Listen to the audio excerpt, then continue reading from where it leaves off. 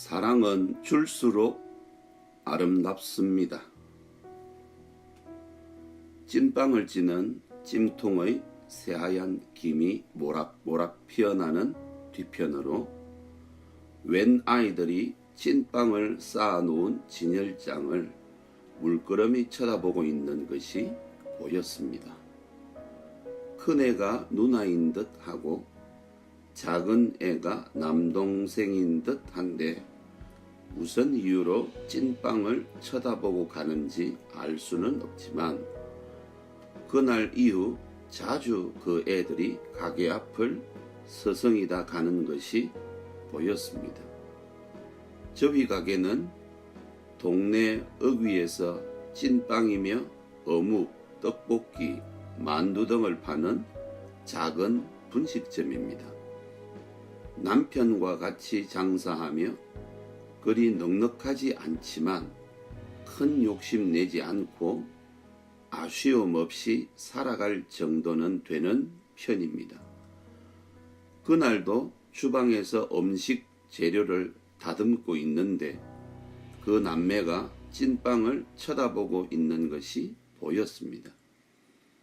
오늘은 무슨 이유인지 만나 봐야겠다 싶어 얼른 손을 씻고 주방을 나서 보니 어느새 그 애들은 저만치 멀어져 가고 있었습니다. 분명 무슨 사정이 있는 것 같아 멀찌감치 떨어져 그 애들 뒤를 따라가 보았습니다. 그 애들은 산동네 골목길을 골목골목 돌아 들어가는 것이었습니다. 주위에 알아보니 부모 없는 할머니랑 살고 있는데 애들 아빠는 작은 애가 태어나자마자 사고로 돌아가시고 엄마는 몇 년 전에 고생하다가 병으로 돌아가셨다는 이야기를 들었습니다. 그 사연을 듣고 나니 그 애들이 우리 가게 앞을 서성이고 있는지 이유를 알 것 같았습니다. 한참 클 나이에 배가 고프다 보니 찐빵이 먹고 싶어 그러는 것 같았고 누나는 그런 동생을 달래고 있었다는 것을 느낄 수 있었습니다. 그날 저녁 남편에게 낮에 본 그 애들의 사정을 이야기하고 도와줄 길이 없을까 의논을 했습니다. 그 애들의 자존심을 건드리지 않고 도와주자는 것과 다음에 그 애들이 오면 찐빵이라도 배불리 먹여 보내자고 남편과 상의를 했습니다. 그리고 다음날 동사무소에 들러 그 애들 딱한 사정을 자세히 알 수 있었고 더불어 큰애 이름이 수키란 것과 몇 년 전에 돌아가신 그 애들 엄마 이름을 알 수 있었습니다. 그렇게 며칠이 지난 후 식탁을 치우고 있는데 그 애들이 찐빵을 쌓아놓은 진열장을 쳐다보는 모습이 보였습니다.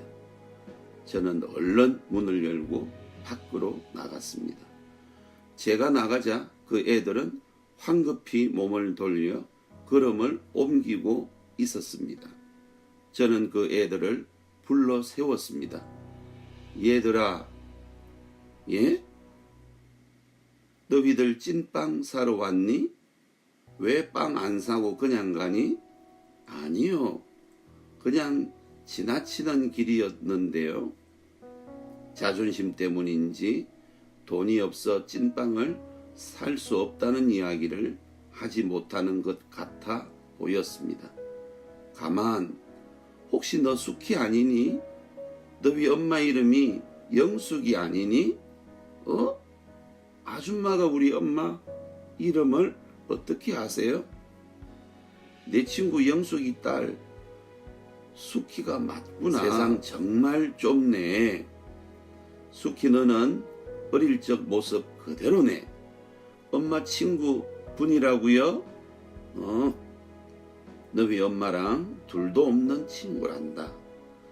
너 아주 꼬맹이일 때 보고 그동안 사정이 있어 연락이 안 되었는데 오늘 이렇게 보게 되는구나. 그래, 엄마는 어디 계시니? 그네는 엄마의 안부를 묻는 내 말에 아무런 대답을 하지 못하고 있었습니다. 우리 엄마 몇 년 전에 아파서 돌아가셨어요. 엄마란 단어에 금방이라도 울음을 터뜨릴 듯한 목소리로 작은 애가 대답을 하더군요. 뭐라고? 아니, 어떡하다가? 이럴 게 아니라 안으로 들어가서 이야기하자. 어리둥절하며 미적거리는 애들을 데리고 가게 안으로 들어서며 남편을 불렀습니다. 여보, 내 친구 영숙이 알지? 우리 힘들 때 많이 도움받았던 내 친구. 이 애들이 영숙이 애들이래. 정말? 당신이 그렇게 찾아도 연락이 되지 않더니 어떻게 만났어? 세상 정말 좁네. 뭐하고 있어요? 일단 찐빵 따뜻하게 데워서 한 접시 빨리 줘요. 그래, 알았어. 남편이 준비해준 찐빵과 어묵, 튀김 등을 주며 그동안의 사연들을 들어보았습니다. 할머니와 함께 정부 보조금과 주위 이웃들의 도움을 받으면서도 정말 밝고 씩씩하게 자라고 있다는 생각과 함께 한참 부모 사랑을 받고 자라야 할 나이에 고생하고 있는 애들 모습이 코끝이 시려왔습니다. 수키야, 이제는 이 아줌마가 너희 엄마한테 진 빚을 갚아야 할 때가 온 것 같구나.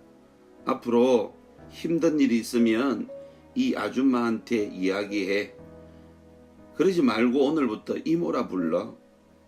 그리고 내일부터 동생이랑 매일 여기 들러서 밥 먹고 가. 너희 엄마한테 도움받은 것에 비하면 턱없이 부족하지만 그래야 나도 너희 엄마에 대한 미안함을 조금이라도 덜 수 있지. 그러니까 부담 갖지 말고 꼭 들렀다 가야 한다. 알았지? 그날 이후 그 애들은 매일 가게에 들렀다 갑니다. 밥도 먹고 학교에서 있었던 이야기도 하고 이제는 나를 스스럼 없이 이모라고 부릅니다. 예전부터 알지는 못했지만 이제는 친조카 이상으로 그 애들을 사랑하게 되었습니다. 내가 그 애들에게 주는 작은 도움보다 그 애들로부터 내가 더 큰 도움과 깨달음을 얻는 것 같습니다.